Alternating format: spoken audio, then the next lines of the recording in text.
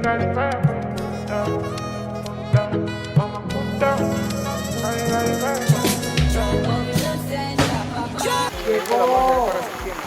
un mensaje, no, nosotros no llegamos, llegó carta, nosotros le decíamos, llegó mensaje de España, de España, España. Así como llegó carta, es parecido. Sarita, cuéntenos. A mí el juego más divertido es Tintín corre, corre, abre cierre, trompo, lazo y a la lleva. Muy bien. Sarita. A mí me gusta jugar Tintín corre, corre, lazo.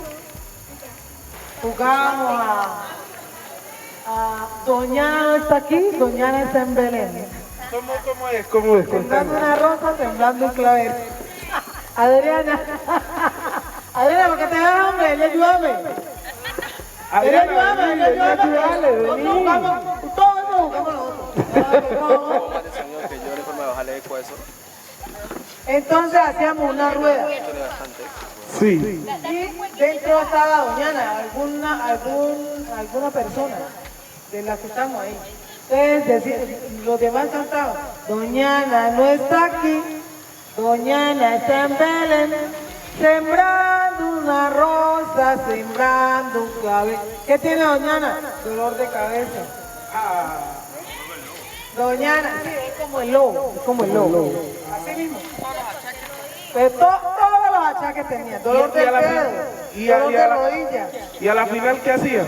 Salía a corretear a todo el mundo. Con todos los dolores. Doñana no está aquí, Doñana está en Belén, sembrando una rosa, sembrando.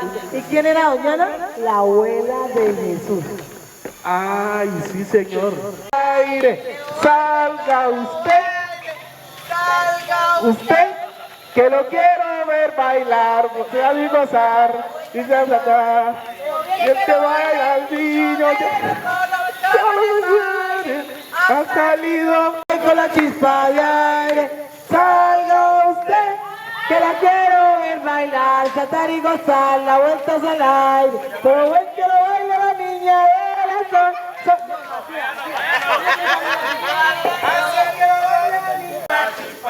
Arriba etiquetamos a la gente ahí, va a subir Que lo baile, y si no lo baila, le doy con la chispa de aire.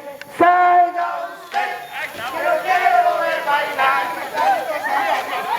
Salga usted, que lo quiero ver bailar.